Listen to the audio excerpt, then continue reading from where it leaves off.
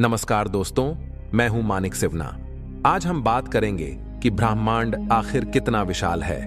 ब्रह्मांड को संपूर्ण समय और अंतरिक्ष और उसकी अंतर्वस्तु को कहते हैं। ब्रह्मांड में सभी ग्रह, तारे, गैलेक्सियां, खगोलीय पिंड, गैलेक्सियों के बीच के अंतरिक्ष की अंतर्वस्तु, अपरमाणविक कण और सारा पदार्थ और सारी ऊर्जा सम्मिलित है। ब्रह्मांड का आकार बहुत विशाल है। वैज्ञानिकों ने ब्रह्मांड के आकार को मापने के लिए कई तरीके अपनाए हैं। इन तरीकों में सबसे आम तरीका है प्रकाश की गति का उपयोग करना। प्रकाश की गति लगभग 300,000 किलोमीटर प्रति सेकंड है। इसका मतलब है कि प्रकाश एक सेकंड में 300,000 किलोमीटर की दूरी तय कर सकता है। वैज्ञानिकों ने दूरबीनों का उपयोग करके ब्रह्मांड में सबसे दूर की गैलेक्सी की दूरी को मापा है। यह दूरी लगभग 13.8 अरब प्रकाश वर्ष है। इसका मतलब है कि प्रकाश को इस गैलेक्सी से पृथ्वी तक पहुंचने में लगभग 13.8 अरब वर्ष लगे हैं। यह दूरी ब्रह्मांड के आकार का एक अनुमान देती है।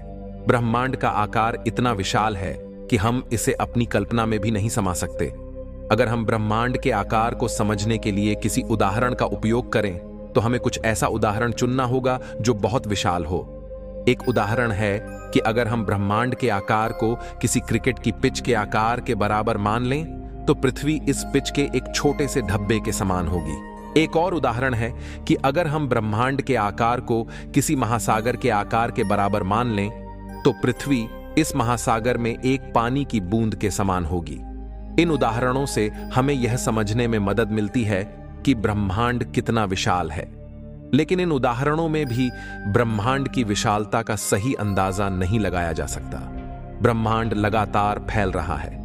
इसका मतलब है कि ब्रह्मांड की आकार लगातार बढ़ रहा है। वैज्ञानिकों का मानना है कि ब्रह्मांड का विस्तार तब शुरू हुआ जब बिग बैंग हुआ था। ब्रह्मांड के विस्तार की दर बहुत तेज है।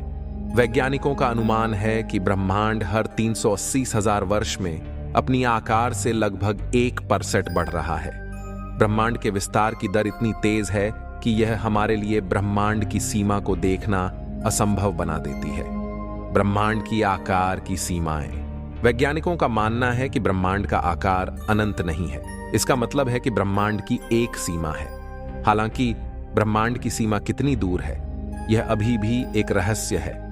कुछ वैज्ञानिकों का मानना है कि ब्रह्मांड की सीमा बहुत दूर है और हम इसे कभी नहीं देख पाएंगे। अन्य वैज्ञानिकों का मानना है कि ब्रह्मांड की सीमा इतनी करीब है कि हम इसे देख सकते हैं। ब्रह्मांड की विशालता हमारे लिए एक अविश्वसनीय विचार है। यह हमें यह याद दिलाता है कि हम इस ब्रह्मांड में कितने छोटे हैं। ब्रह्मांड की आकार की हमारी समझ अभी भी सीमित है। वैज्ञानिकों के पास ब्रह्मांड के आकार के बारे में अभी भी कई सवालों के जवाब नहीं हैं। भविष्य में वैज्ञानिकों को ब्रह्मांड के आकार के बारे में और अधिक जानकारी प्राप्त करने की उम्मीद है। ब्रह्मांड रहस्यों से भरा हुआ है। ब्रह्मांड में अरबों खरबों आकाश गंगाएं हैं। उन आकाश गंगाओं में अरबों तारे हैं। उन तारों के चारों ओर पृथ्वी जैसे खरबों ग्रह चक्कर लगा रहे हैं। यदि इस आधार पर पृथ्वी के अस्तित्व को आंका जाए तो उसकी पहचान रेगिस्तान में रेत के एक कण से भी कम है। जिस प्रकार ब्रह्मांड को अनंत कहा जाता है, उसी प्रकार इसके रहस्य भी अनंत और अनगिनत हैं। इस लेख में ब्रह्मांड से जुड़े ऐसे ही कुछ रहस्यों के बारे में बताएंगे जिन्हें बड्ढे से बड्ढे वैज्ञानिक भी नहीं सुलझा पाए। ब्रह्मांड की उत्पत्ति कैसे हुई? सबसे बड़ा सवाल यह आता है कि यह ब्रह्मांड अस्तित्व में कैसे आया, इसकी शुरुआत कैसे हुई। ब्रह्मांड की उत्पत्ति के संबंध में वैज्ञानिकों ने अनेक थ्योरियां दी हैं। आधुनिक समय में सबसे प्रचलित थ्योरी बिग बैंग थ्योरी है, जिसके सहारे ब्रह्मांड की उत्पत्ति के बारे में बताने का प्रयास किया जाता है। बेल्जियम के खगोलविद जॉर्ज हेनरी लेमैत्रे ने बिग बैंग सिद्धांत को दिया था।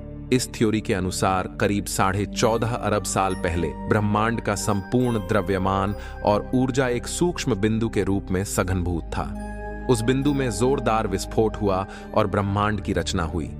इस बिग बैंग यानी बड्ढे विस्फोट के साथ समय, मैटर और स्पेस अस्तित्व में आए। इस थ्योरी के अनुसार बिग बैंग की घटना के बाद से ब्रह्मांड लगातार फैल रहा है। हालांकि कुछ वैज्ञानिक बिग बैंग थ्योरी से सहमत नहीं हैं। उनके तर्क हैं कि किसी घटना के घटित होने के लिए समय और स्पेस की आवश्यकता होती है। जब बिग बैंग की घटना से पूर्व समय ही नहीं था, तो बिग बैंग की घटना किस प्रकार घटित हुई? बिग बैंग थ्योरी के पास ऐसे हैं ही कई ठोस सवालों के जवाब नहीं हैं। ब्रह्मांड की उत्पत्ति के बारे स्टीफन हॉकिंस का मानना था कि ब्रह्मांड की उत्पत्ति स्वतः स्फूर्त तरीके से हुई है। बिग बैंग थ्योरी मौजूदा जानकारियों में सबसे सटीक सिद्धांत है। हालांकि इसके पास कई सवालों के जवाब नहीं है। मौजूदा ज्ञान के आधार पर अभी तक कोई भी सिद्धांत ब्रह्मांड की उत्पत्ति के बारे में सटीकता से नहीं बता पाया है। खगोलविदों के दिए गए सिद्धांतों में तमाम अंतर्विरोध हैं, इसलिए आज भी ब्रह्मांड की उत्पत्ति रहस्य बनी हुई है। वैज्ञानिकों का मानना है कि इस ब्रह्मांड का 95% हिस्सा डार्क मैटर और डार्क एनर्जी से बना हुआ है। बाकी का 5% हिस्सा तारों, ग्रह, उपग्रहों, पिंडों आदि से बना हुआ है। आधुनिक थ्योरियों के अनुसार ब्रह्मांड को बनाए रखने के लिए डार्क एनर्जी और डार्क मैटर का अत्यधिक महत्व है। इसके बिना पूरा ब्रह्मांड कोलैप्स कर जाएगा। डार्क मैटर ऐसा पदार्थ होता है जो न तो प्रकाश का उत्सर्जन करता है और न ही प्रकाश को अवशोषण। डार्क मैटर की प्रकाश के प्रति कोई प्रतिक्रिया नहीं होती है। अभी तक विज्ञान ऐसा उपकरण नहीं बना पाया है जिससे इस मैटर को देखा या अध्ययन किया जा सके। वैज्ञानिक डार्क मैटर और डार्क एनर्जी के अस्तित्व को सैद्धांतिक रूप से तो स्वीकार कर रहे हैं, लेकिन इसके अस्तित्व को किसी भी प्रकार से सिद्ध नहीं कर पाए हैं। यह अभी तक रहस्य बना हुआ है। अभी तक खगोलविद ब्रह्मांड की विशालता को लेकर कोई सटीक जानकारी दे पाए हैं। ब्रह्मांड की अनन्यता और सीमा के बारे में भी वैज्ञानिकों के अलग अलग दावे हैं। ब्रह्मांड की अनन्यता के विरोध में तर्क देने वाले वैज्ञानिकों का मानना है कि अनन्यता का सिद्धांत भौतिक जगत में संभव नहीं है। इस भौतिक ब्रह्मांड की कोई न कोई सीमा अवश्य होगी। वहीं अनन्यता का समर्थन करने वाले वर्ग का दावा है कि यदि ब्रह्मांड की सीमा है तो उस सीमा के पार भी कुछ जरूर होगा, क्योंकि एक सीमा का निर्धारण करते वक्त दूसरी सीमा स्वतः प्रारंभ हो जाती है, जो कि स्वतः ही ब्रह्मांड की अनन्यता की पुष्टि करता है। ऑक्सफोर्ड विश्वविद्यालय के वैज्ञानिकों की एक टीम ने 150 बिलियन आकाश गंगाओं की मान्यताओं को खारिज करते हुए कहा है कि ब्रह्मांड की यह कल्पना ब्रह्मांड के विस्तार के सामने एक मटर के दाने के समान है। ये ब्रह्मांड इस कल्पना से कहीं अधिक विस्तृत है। अंततः कहा जा सकता है कि मौजूदा विज्ञान अभी ब्रह्मांड के विशालता के बारे में अभी तक कोई सटीक जानकारी नहीं दे पाया है। ब्लैक होल को इस ब्रह्मांड के सबसे सघन पदार्थों में से एक माना जाता है। ब्लैक होल में अत्यधिक गुरुत्वाकर्षण शक्ति होती है। इसकी गुरुत्वाकर्षण शक्ति का अंदाजा इसी से लगाया जा सकता है कि इसकी शक्ति से प्रकाश भी नहीं बच पाता है। इस घटना को विज्ञान की भाषा में इवेंट होराइजन कहा जाता है।